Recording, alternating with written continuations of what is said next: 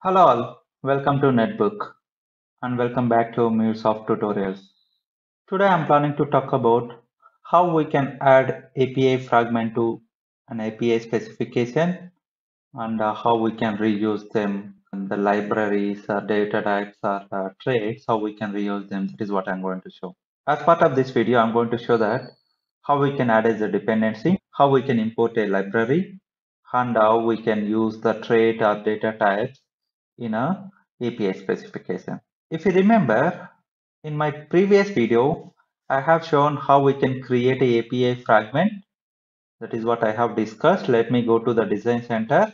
We can start designing. Over here, I created API common library. This is the API fragment which I created. In this, I have defined traits, data types, examples, security schemas, and then library. This is the main things which I have defined. I explained that this API fragment can be reusable across all the APIs, right? If I want to reuse, how I can use, that is what I'm going to discuss. We have already published this API fragment in Exchange. Now go back to the design center. The first step is you need to add as a dependency. We are going to reuse the data type, examples, traits in a existing API specification. This is the API specification, contacts API. Let's open that. The first step, what we need to do is we need to add as a dependency for this within this API specification. To do that, what you need to do, you can see over here there are files over here. This icon and the below icon, if you see exchange dependencies, add dependencies. Now over here from the drop down, you can select the published by Netbook, that your organization name. I have two fragments over here. One is API common library, Netbook common API library. In previous video, I have shown how we can create this API common library API fragment, right? So this is what I'm going to click on and click on add dependency. With that way, we can add the dependencies. The next thing is importing the library files. If you want to import any file, what we used to do, we used to use include over here in the API specification, right? Now, if I want to use library within my API specification, what you can do over here, you can use uses keyword over here. Under that, I can define lib as my object name over here, or you can keep it as a library, whatever the name you would like to keep it. And then now I need to import from the API fragment. Where is that? Now, as soon as you add a Exchange dependency, go back to these files over here. Over here, you can see Exchange modules. This is your organization ID, API common library. The current version is 1.0.0. Under that, you have this data types and all. My library file is this one. Click on these three icons over here, three dot icon. Click on that, then click on select copy path. Now, what you need to do is you don't need to keep include over here. Exclamatory include you don't need to keep if you want to import a library. You can directly copy the path of that API library file. This thing will work only if it is a library file. If it is any other file, it will not work. That is how we can import. Now, as I mentioned previously, this library file have traits, security schemas, data types, so that you don't need to import those files separately into your API specification. Go back to over here.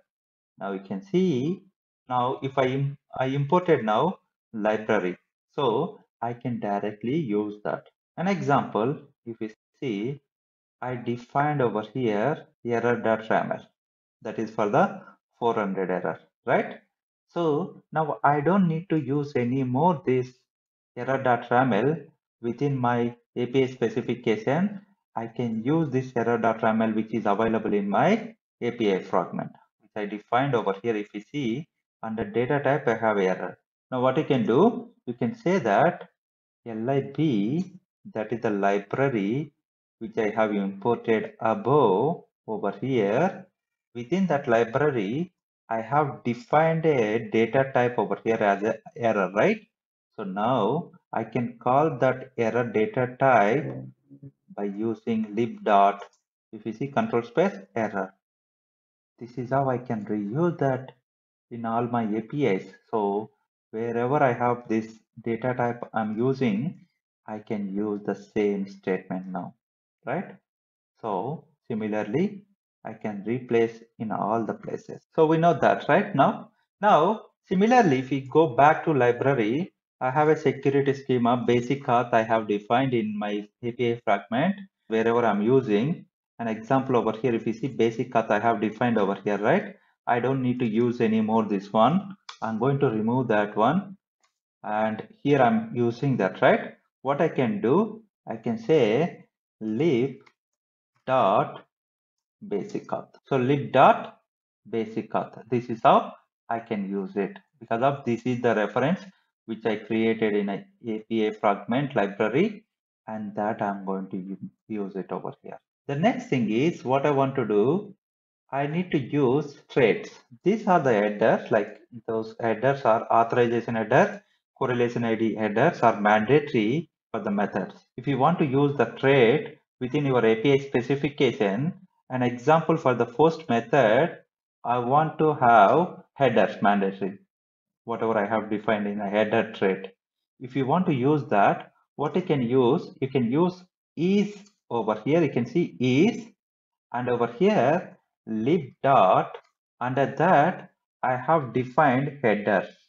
Those headers are going to be defined over here like this. Similarly, if you want to have this error responses, right?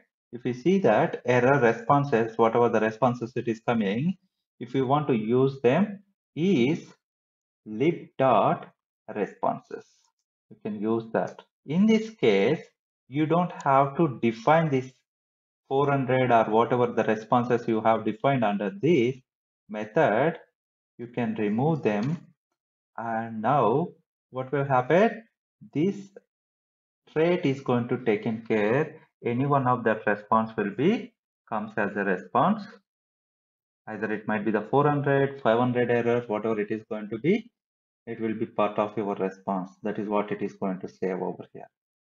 If you have a more than 2 over here, the traits, you can use another way. You can use square braces over here, then comma over here, and then you can keep it in a single line, this both the traits.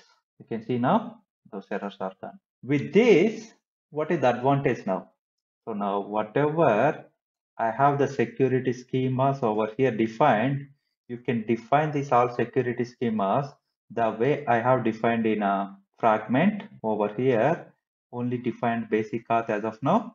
You can define all of them and you can reuse them by the way I used over here, the basic auth, like control F, basic. So the way I used over here, this is how I can reuse in all the APIs. So I don't need to create this all the files again and again in API specification. I can reuse them by this way. Similarly, the error data type, whatever I have created here in this API specification, I can delete this and I can use it what I have defined in a API fragment. Similarly, an example we can't import in a library. What you can do now from the Exchange modules, if you see over here under the examples, I have an example over here. Copy this path, and what that error? 400 error, right? If I go to my file, main file over here, wherever I'm using this now, you can use that, include this from this file. From the Exchange modules, I can include this example like this. This is common, right, for across all the APIs. That's why we can use it this way. I hope this is clear. So the first thing is what we need to do.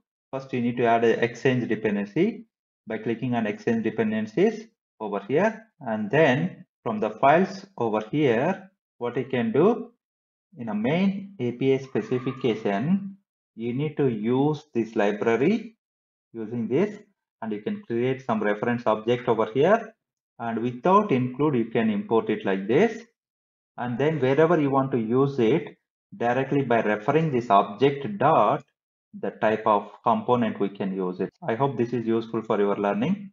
That's it for today. Thank you for watching this video. Please like, share, subscribe Netbook. If you want the documentation, please look into the description. Thank you. See you in the next video.